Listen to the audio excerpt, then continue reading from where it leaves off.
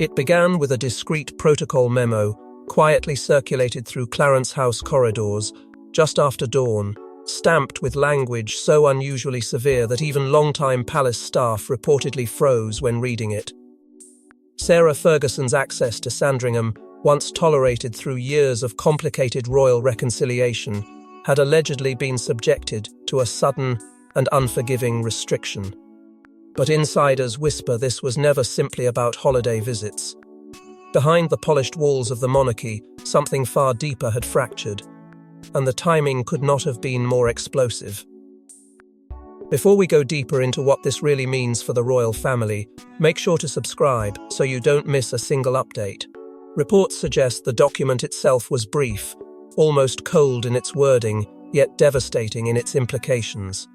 According to palace administrative streams, the revised private guest protocol tied to Sandringham access introduced layers of approval that had reportedly never existed before.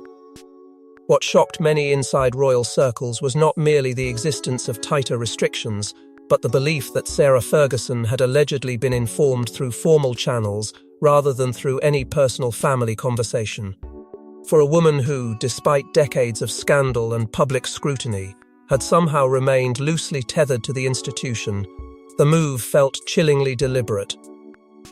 Insiders whisper that the message was not intended to humiliate publicly. It was intended to establish boundaries with brutal clarity. The timing immediately triggered alarm behind palace walls.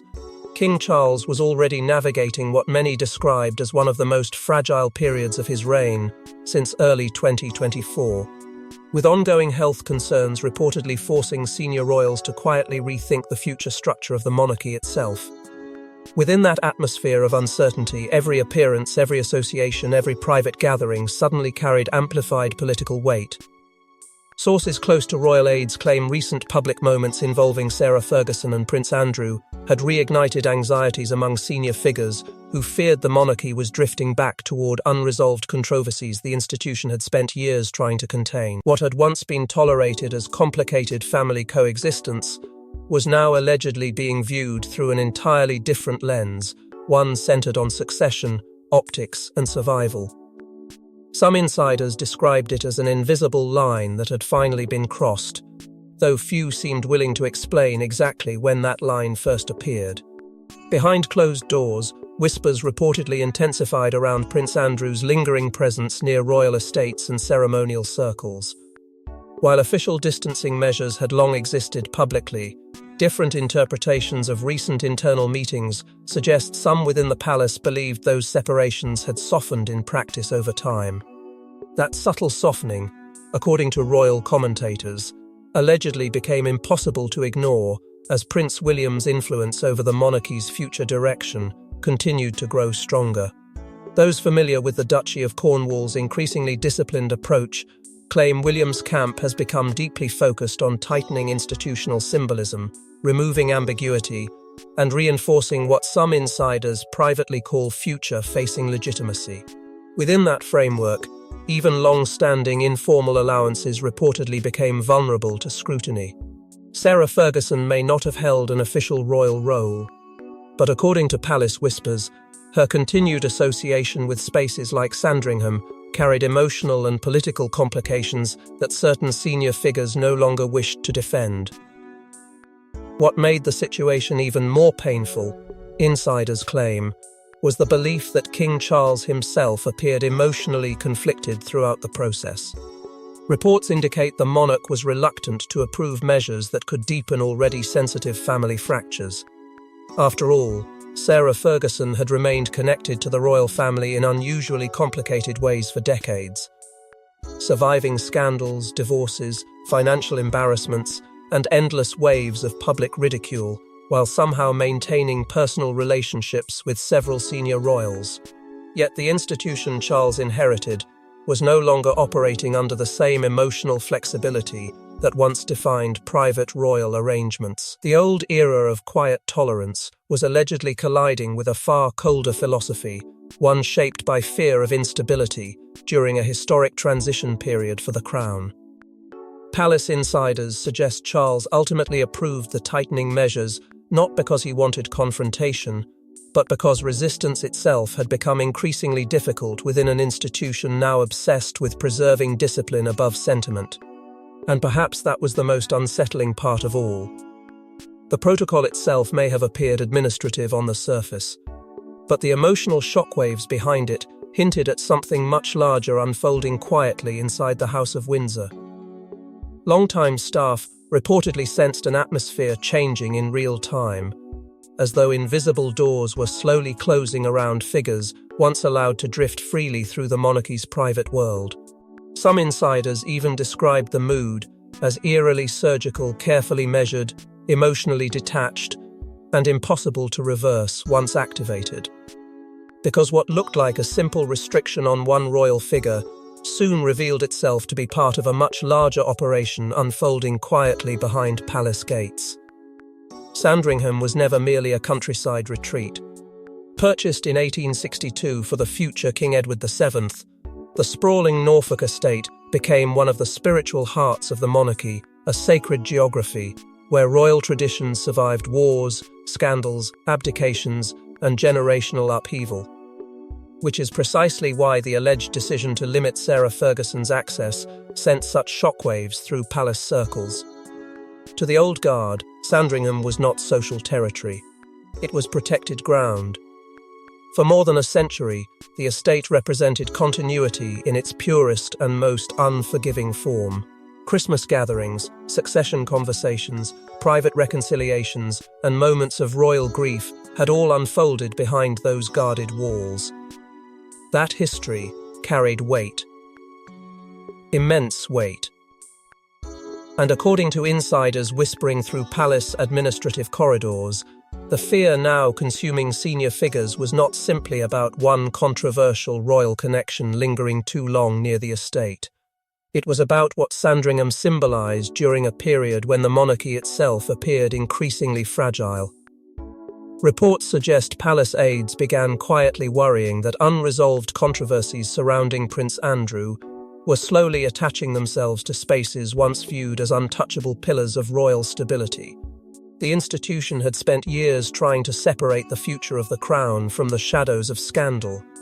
Yet according to various interpretations of recent meetings, those lines had allegedly become harder to maintain in practice than they were on paper. Prince Andrew's historical closeness to Sandringham reportedly complicated everything. For decades he had moved through royal estates with the ease of someone who believed access itself was permanent, almost inherited by instinct rather than earned through trust. But the monarchy entering 2026 was no longer operating by the same emotional rules that defined earlier eras. What once survived through private flexibility was now colliding with a colder institutional mindset shaped by anxiety, optics, and succession planning. That shift, insiders claim, has become increasingly connected to Prince William's growing influence behind the scenes. Royal commentators suggest the future king has quietly embraced a far more disciplined approach to monarchy management, one centered not on personal sentiment, but on long-term institutional survival. Sources close to palace operations describe a rising determination to tighten symbolic boundaries around the crown, especially while King Charles continues navigating ongoing health struggles that have reportedly intensified internal discussions about the monarchy's future direction. Within that atmosphere, every association suddenly matters more. Every invitation becomes political. Every appearance carries consequences. And according to palace whispers, Sandringham's significance made it impossible to treat these concerns casually any longer. To William's allies, preserving the sacred image of royal continuity reportedly outweighs the discomfort of difficult family decisions. What makes the entire situation so emotionally explosive is the uncomfortable contrast between public memory and private institutional thinking. Sarah Ferguson, despite years of scandal, had gradually rebuilt a strangely resilient relationship with portions of the royal family. She remained visible around certain gatherings, maintained connections with senior royals, and appeared, at least publicly, to exist within a tolerated grey zone between exile and acceptance. But insiders now claim that grey zone itself may have become the problem. The monarchy, particularly during moments of uncertainty, historically fears ambiguity more than outright conflict. Different interpretations of Clarence House strategy suggest senior figures increasingly believe blurred boundaries weaken the authority of the institution at the exact moment it needs discipline most. That belief, reportedly intensified after a series of appearances, reignited media focus on old royal wounds many thought had already been buried. Yet beneath the protocol discussions and carefully worded restrictions lies something far more unsettling, a quiet realization, spreading through palace corridors, that the monarchy may be entering its most emotionally detached era in decades. The old model, built on personal accommodations, family instincts, and silent understandings, appears to be fading, replaced by a harsher framework where symbolism governs every decision. Some insiders even whisper that what is happening to Sarah Ferguson could represent only the beginning of a broader distancing campaign designed to redefine who truly belongs within the protected core of royal life moving forward. And according to various interpretations of recent palace meetings, the real tension may not have started at Sandringham at all. Reports suggest the situation escalated after a series of private gatherings and public sightings reignited concerns inside the institution about boundaries, loyalty, and royal optics during one of the monarchy's most fragile periods. While Sarah Ferguson had long maintained a complicated but oddly resilient relationship with the family, insiders whisper that certain senior figures believed invisible lines had begun to blur in ways the palace could no longer ignore. What made the atmosphere so explosive was not necessarily any single event, but the growing perception that old arrangements were quietly surviving long after the institution itself had changed. According to sources familiar with palace administration, there had been an expectation that the monarchy's earlier distancing from Prince Andrew would naturally harden over time into permanent separation. Instead, whispers suggest some senior aides began fearing the opposite was happening behind closed doors. Familiarity was creeping back in. Public curiosity was returning. And during a reign already overshadowed by uncertainty surrounding King Charles's health, even the smallest shift in perception reportedly triggered alarm at the highest levels of royal planning. For years, the monarchy had attempted to navigate the impossible balance between family loyalty and institutional survival. That balancing act, insiders claim, became increasingly unstable as Prince Andrew continued appearing near royal circles despite earlier efforts to reduce his visibility. Sources suggest palace officials were particularly troubled by the emotional symbolism surrounding those appearances. To critics outside the institution, it risked creating the impression that time, patience, and quiet rehabilitation could eventually erase even the most damaging controversies. But within the palace itself, the fear reportedly ran deeper than headlines alone. Royal commentators whisper that some senior figures believed every unresolved question surrounding Andrew threatened to bleed into the broader image of the monarchy at the exact moment William was preparing for a future shaped by discipline, restraint, and public accountability. In other words, the issue was no longer merely personal. It had become strategic. That strategic thinking allegedly intensified inside William's camp as discussions about the future monarchy grew more serious throughout early 2026.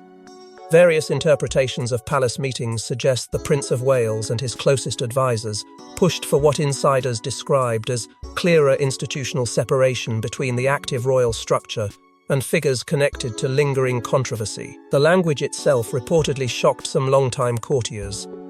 It was colder, sharper, less forgiving. Those familiar with older palace traditions claim there had once been far greater tolerance for informal understandings and complicated family arrangements hidden behind private walls. But the monarchy emerging under William's growing influence appears fundamentally different. According to insiders, the future king increasingly views ambiguity as dangerous, particularly during moments of national uncertainty. That philosophy reportedly shaped a series of quiet decisions that began dismantling older informal accommodations, one layer at a time. By the beginning of 2026, palace whispers suggest certain long-standing understandings had started disappearing almost overnight. Invitations allegedly became more tightly reviewed. Access protocols reportedly changed without public announcement. Administrative procedures that once relied on trust were quietly replaced with stricter oversight mechanisms. Some insiders described the atmosphere as deeply unsettling because the transformation did not arrive through dramatic public declarations. It arrived silently, surgically, almost clinically. Clarence House, according to sources close to the institution, feared renewed media scrutiny surrounding Prince Andrew could rapidly spiral into broader questions about royal judgment, while King Charles remained physically vulnerable. That fear reportedly fueled increasingly tense conversations among senior aides determined to shield the monarchy from another destabilizing storm before it could fully erupt.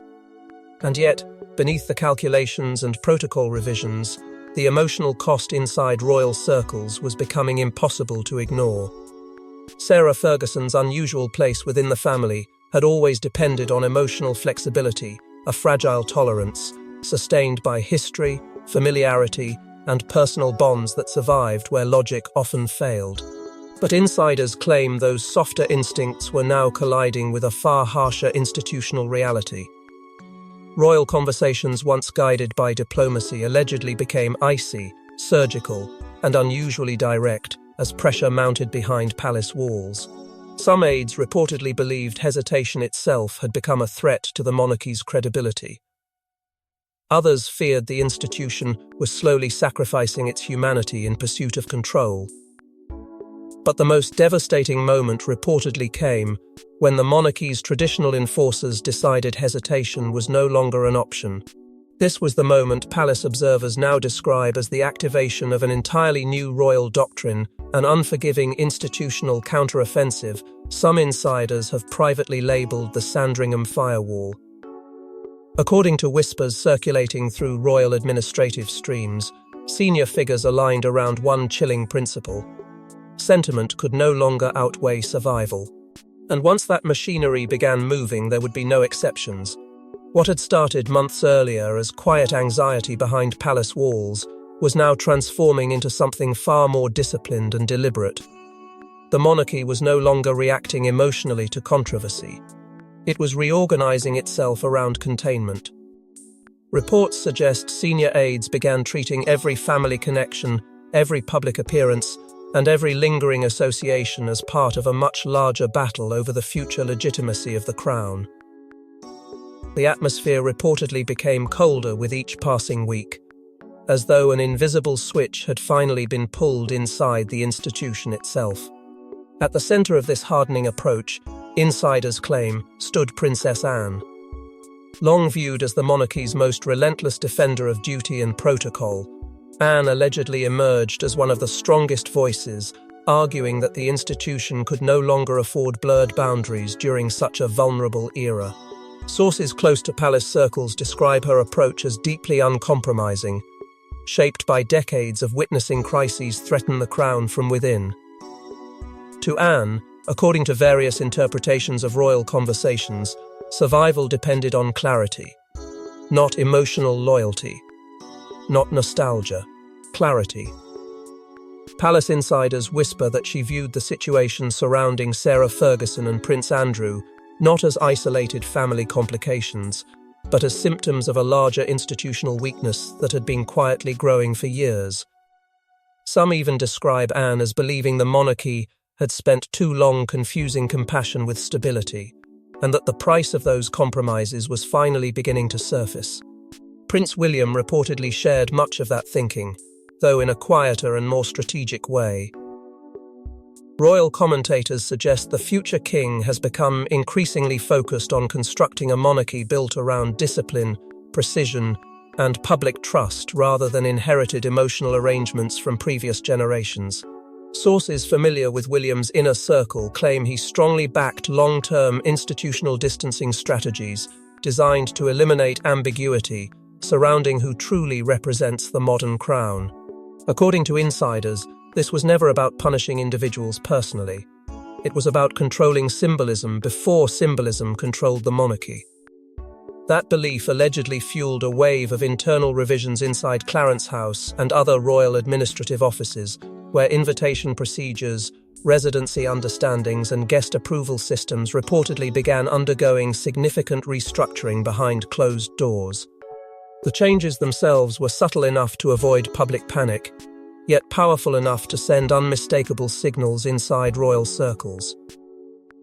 Reports suggest guest approvals for sensitive estates and private royal gatherings suddenly became subject to elevated review procedures involving multiple layers of authorization that had rarely existed before. Administrative flexibility reportedly disappeared almost overnight.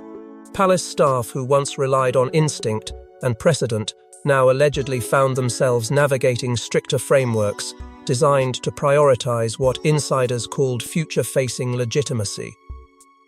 That phrase, whispered repeatedly throughout royal administrative discussions, revealed the true philosophy driving the transformation. The monarchy was preparing not merely for the present crisis surrounding King Charles's health, but for the future reign beyond it. And according to palace sources, protecting that future increasingly required emotional sacrifices few inside the family were truly prepared for. For King Charles, the emotional burden reportedly became almost unbearable. Sources claim the monarch found himself trapped between two forces pulling in opposite directions: personal loyalty to people he had known for decades, and the growing institutional pressure to preserve the stability of the crown during one of the most uncertain chapters of modern royal history. Different interpretations of palace meetings suggest Charles resisted aspects of the tightening measures at first, deeply uncomfortable with the coldness surrounding some of the discussions. Yet insiders whisper that resistance slowly gave way to reluctant acceptance as fears over public perception intensified. The monarchy, after all, had entered an era where even hesitation could be interpreted as weakness. And as the new restrictions quietly took effect, the emotional consequences reportedly spread far beyond palace paperwork. For many watching from outside the palace gates, the protocol adjustment appeared cold, even ruthless. But within royal circles, insiders describe it as something far more consequential, a symbolic declaration that the monarchy was entering a harsher era of self-preservation. Sarah Ferguson, once viewed as an unpredictable but tolerated figure orbiting the royal family, suddenly found herself facing what some commentators described as a form of social excommunication from one of the institution's most sacred spaces. The emotional shock surrounding the decision did not come from public outrage alone. It came from the realization that decades of personal familiarity, private forgiveness, and complicated royal history had apparently been swept aside by a far more unforgiving philosophy now taking hold behind palace walls. According to palace whispers, this was the moment many insiders truly understood the monarchy was changing in ways that could no longer be reversed. Reports suggest long-standing personal understandings that once protected delicate family relationships were abruptly overridden by institutional priorities centered on optics, succession, and long-term legitimacy. For years, Sarah Ferguson had occupied an unusual position within royal life, never fully restored, never entirely removed. She existed in the uncomfortable space between scandal and acceptance, surviving largely because older generations of royals still viewed family fractures through a deeply emotional lens. But insiders claim that emotional flexibility had begun collapsing under the weight of modern royal survival strategies. Sources close to Sandringham staff allegedly noticed immediate changes once the revised protocols quietly took effect. Guest coordination reportedly became more rigid. Approval systems tightened. Informal assumptions vanished almost overnight. What once depended on trust and history now allegedly required structured review and calculated oversight, leaving even longtime staff unsettled by how quickly the atmosphere had hardened. Inside palace circles, however, many reportedly believed the true target of the message extended far beyond Sarah Ferguson herself. Royal commentators increasingly speculated that Prince Andrew interpreted the move as a deeper warning aimed directly at him, a signal that whatever remnants of quiet tolerance still existed around his place within royal life were rapidly disappearing. According to insiders, that realization reportedly sent waves of tension through private family conversations already strained by years of unresolved discomfort. Some sources suggest Andrew had long believed personal relationships inside the family would ultimately outweigh institutional caution. But the monarchy evolving around Prince William's growing influence appears to operate under a completely different set of instincts. In this emerging royal framework, symbolism is everything, and ambiguity, no matter how emotionally painful to remove, is increasingly viewed as a direct threat to public trust. That philosophy reportedly sits at the heart of William's long-term strategy for the future monarchy. Insiders claim the Prince of Wales has become deeply focused on creating a leaner, more disciplined institution built around clear public accountability and tightly controlled symbolism. According to various interpretations of recent palace planning discussions, William's camp believes the monarchy can no longer survive prolonged uncertainty surrounding controversial figures, particularly during moments of national vulnerability tied to King Charles's health. Clarence House reportedly reached a similar conclusion. Sources close to senior aides suggest there was growing concern that public confidence in the crown depended not merely on private intentions, but on visible boundaries the public could clearly recognize and understand. In other words, the monarchy believed it had reached a point where compassion alone was no longer enough to protect the institution from future damage. Yet beneath the cold administrative language and carefully managed protocol revisions, the emotional consequences reportedly spread through royal life with devastating force. Observers describe the atmosphere inside palace circles as tense, exhausted, and deeply divided. Some insiders allegedly viewed the changes as necessary acts of institutional defense during a dangerous transitional era. Others quietly feared the monarchy was sacrificing pieces of its humanity in pursuit of control. King Charles himself reportedly remained emotionally torn, caught between preserving family loyalty and protecting the fragile stability of the crown he now carried under immense personal strain. And perhaps that was the tragedy quietly haunting the palace above all else. The realization that every decision meant to strengthen the monarchy seemed to deepen the emotional fractures inside it. Yet even after the gates reportedly narrowed around Sandringham, the deeper questions still lingered in the silence haunting the monarchy. In the end, reports suggest this was never truly about one woman, one estate, or even one controversy. It was about the monarchy itself, an institution increasingly consumed by survival, as the reign of King Charles enters one of its most uncertain chapters. Behind every revised guest list, every tightened protocol, and every icy administrative decision lies a brutal reality the House of Windsor appears unwilling to ignore any longer. The crown protects itself first. What unfolded around Sandringham was not simply an emotional family fracture hidden behind palace walls. According to insiders, it became part of a much broader institutional reset, quietly reshaping the monarchy from within. The old royal system built on personal loyalties, silent understandings, and carefully managed forgiveness now appears to be giving way to something colder, more calculated, and far less willing to tolerate ambiguity. Palace whispers suggest senior figures increasingly believe the monarchy survived previous crises only because the institution eventually chose discipline over sentiment. This time, however, the discipline arrived faster, harsher, and with almost surgical precision. At the center of this transformation, insiders claim, stand Princess Anne and Prince William, two figures now widely viewed within royal circles as guardians of continuity during a period overshadowed by uncertainty and exhaustion.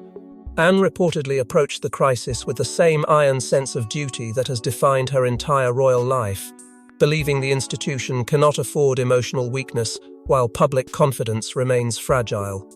William, meanwhile, is said to view the future monarchy through an even more unforgiving lens.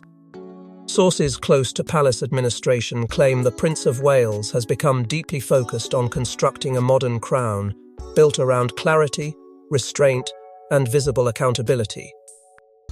According to royal commentators, he understands that the monarchy's greatest threat is no longer scandal alone, but confusion. Confusion about who represents the institution. Confusion about where boundaries exist. confusion about whether royal standards still apply equally inside palace walls. That fear of uncertainty reportedly shaped nearly every decision surrounding the Sandringham restrictions. Yet for King Charles, the situation allegedly became a deeply personal torment hidden beneath layers of protocol and constitutional caution. Reports suggest the monarch struggled emotionally with decisions that appeared to prioritize institutional survival over relationships stretching back decades. Unlike William's future-focused discipline or Anne's relentless devotion to duty, Charles reportedly remained emotionally connected to the complicated humanity behind the controversy. Insiders whisper that he understood the pain these restrictions would cause, particularly for Sarah Ferguson, whose unusual place within the family had survived years of scandal through a fragile web of personal familiarity and emotional endurance. But the crown Charles inherited is no longer operating in a forgiving era.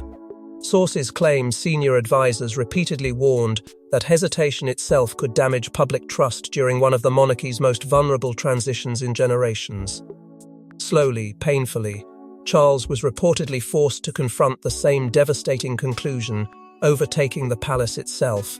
Preserving the institution now required sacrifices that once would have been unthinkable. And according to those watching the monarchy evolve in real time, this may only be the beginning. Sources suggest future royal access policies could become even stricter as William's influence continues expanding behind the scenes. Palace insiders claim discussions are already unfolding around tighter frameworks governing invitations, appearances, private gatherings, and institutional representation moving forward. The monarchy, once sustained by flexibility and quiet accommodations, now appears obsessed with discipline, symbolism, and succession stability above all else. Observers describe a palace increasingly terrified of ambiguity because ambiguity creates vulnerability, and vulnerability creates instability. That fear reportedly explains why even emotionally painful decisions are now being framed internally as necessary acts of protection rather than punishment.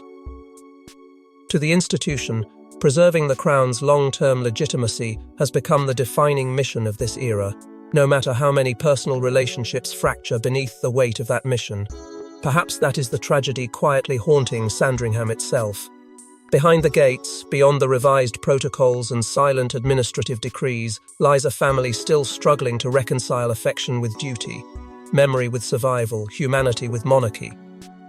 But the institution no longer appears willing to gamble its future on emotional compromise. And in the cold silence surrounding Sandringham's private gates, the monarchy delivered its clearest message, yet that duty, not sentiment, will decide who remains inside the royal fold. Thanks for watching. Please don't forget to like and subscribe, and we will see you in next one.